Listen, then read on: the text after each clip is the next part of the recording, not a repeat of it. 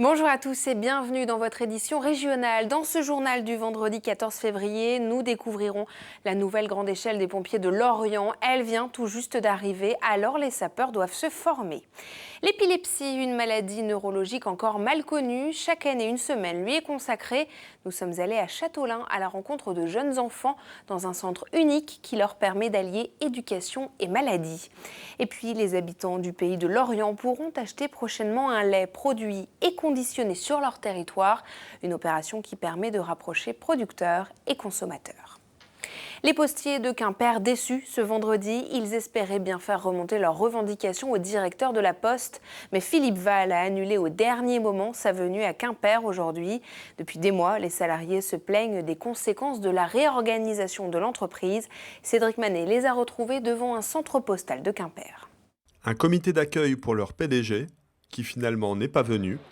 Révélateur selon cette postière. Nous constatons le mépris de la direction par rapport aux revendications du personnel. C'est décevant parce que nous avions prévu un comité d'accueil pour le président directeur général de la Poste et nous avons appris à 23h hier soir que son rendez-vous était annulé pour une question d'agenda.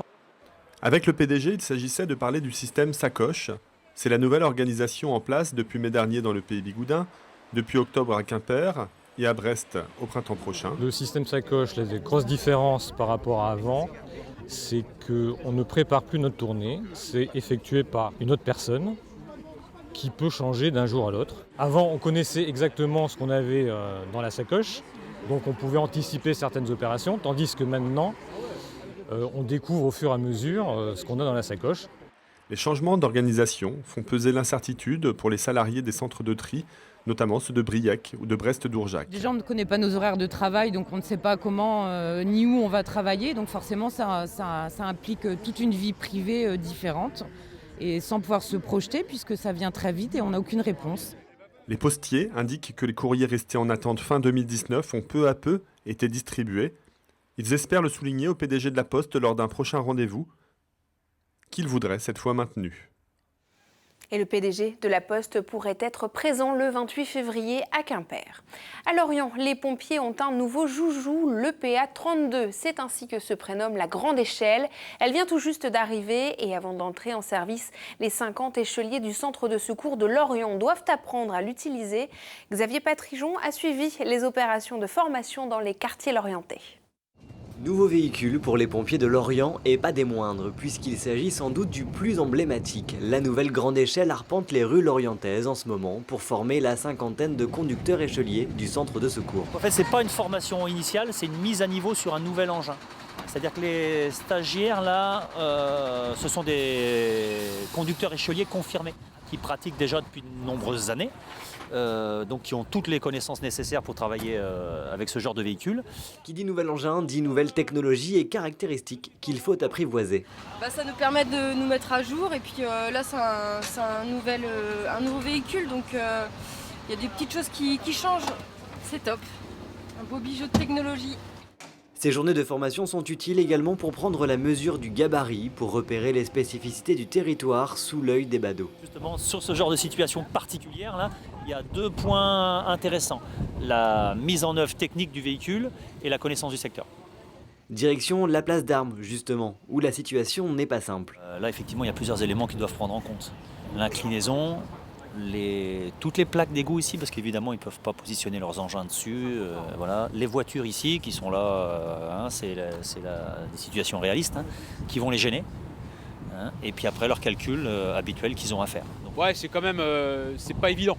C'est pas évident parce qu'un nouvel outil, il faut s'en servir, il faut s'entraîner. Jusqu'à mi-mars, les formations vont se poursuivre sur cette échelle de 32 mètres qui a coûté 550 000 €. L'ancienne, quant à elle, rejoindra un autre centre du département morbihanais. Et nous continuons à détailler l'actualité. Vous avez maintenant rendez-vous avec le 5 Info préparé aujourd'hui par Arthur Malter. Nouvelle manifestation du personnel de santé ce vendredi à Brest. Ils étaient environ 170, tous corps de métier confondus, pour réclamer davantage de moyens pour l'hôpital. Avant une rencontre prévue avec la direction à 13h30, plusieurs dizaines d'entre eux ont symboliquement jeté leur blouse sur la table des négociations. C'est un pas en avant pour la reconnaissance des langues régionales. Le député du Morbihan, Paul Molac, a indiqué ce jeudi que son projet de loi a été adopté en première lecture à l'Assemblée nationale. Il porte notamment sur l'officialisation de l'utilisation des signes diacritiques comme le tilde, la sécurisation de l'utilisation de la signalétique routière bilingue et la reconnaissance d'un patrimoine linguistique régional. Le député regrette tout de même que l'article relatif à l'enseignement n'ait pas été retenu. Le texte doit encore être adopté par le Sénat.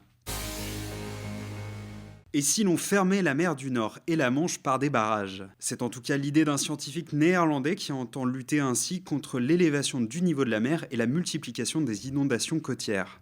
Concrètement, il envisage 2 barrages, l'un de 161 km entre Ploudalmézeau et le Cap Lizard, l'autre de 476 km entre la Norvège et l'Écosse. Coût total du projet, selon lui, entre 250 et 500 milliards d'euros quand même. Seabubble s'arrime à Lorient. L'entreprise de taxi volant sur l'eau s'implantera en mai à la base pour y centraliser sa production.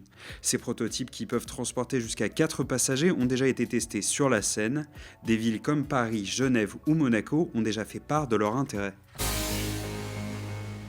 Des nouveaux noms pour Art Rock. Ce vendredi, le festival Briochin a annoncé la programmation complète de sa 37e édition, placée sous le signe du surnaturel. À l'affiche, Alex Cameron, Cobaladé et Sébastien Tellier rejoignent IAM, Philippe Catherine et Skip the Use. Pour profiter du spectacle, rendez-vous à Saint-Brieuc du 29 au 31 mai prochain. Cette semaine, l'association EpiBretagne sensibilise à l'épilepsie. Plus de 36 000 personnes sont touchées dans la région selon l'association. Cette maladie neurologique déclenche des crises parfois handicapantes. Et pour aider les enfants à concilier vie à l'école et maladie, un centre unique en France existe à Châteaulin. Cédric Manet s'est rendu sur place.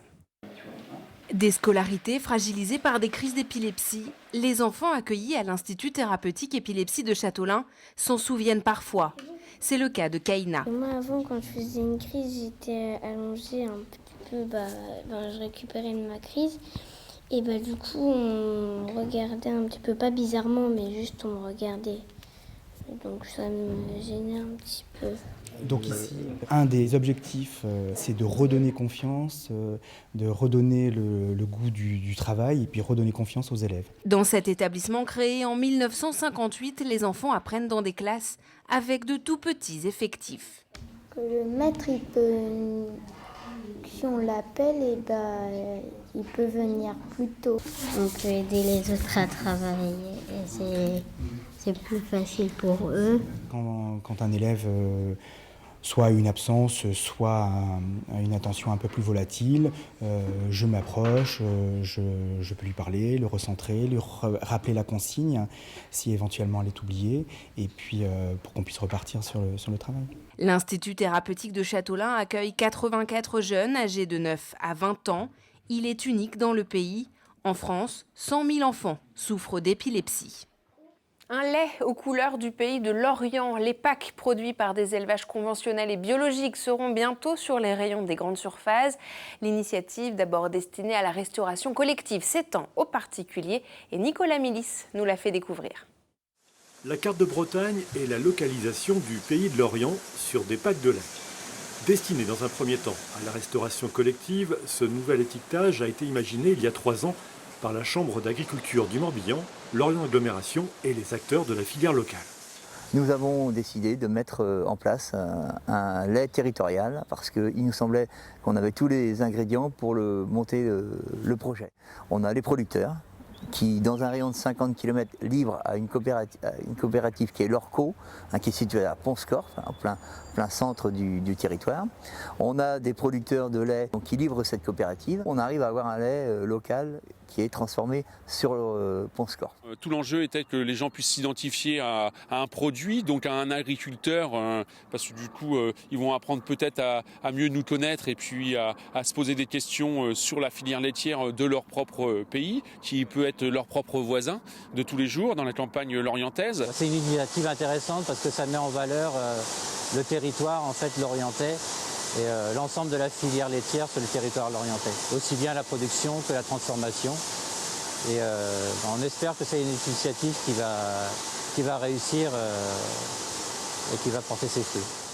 Faire consommer local et rapprocher les consommateurs des producteurs locaux, c'est l'objectif de cette première expérience d'un lait localisé Pays de Lorient. À terme, ce lait territorial, mais aussi du fromage, pourrait aussi être vendu dans les grandes et moyennes surfaces. Et c'est la fin de cette édition. Merci de nous avoir suivis. On vous donne rendez-vous lundi à 19h pour un nouveau journal sur l'actualité locale. D'ici là, passez une belle soirée, un bon week-end sur nos antennes. À lundi.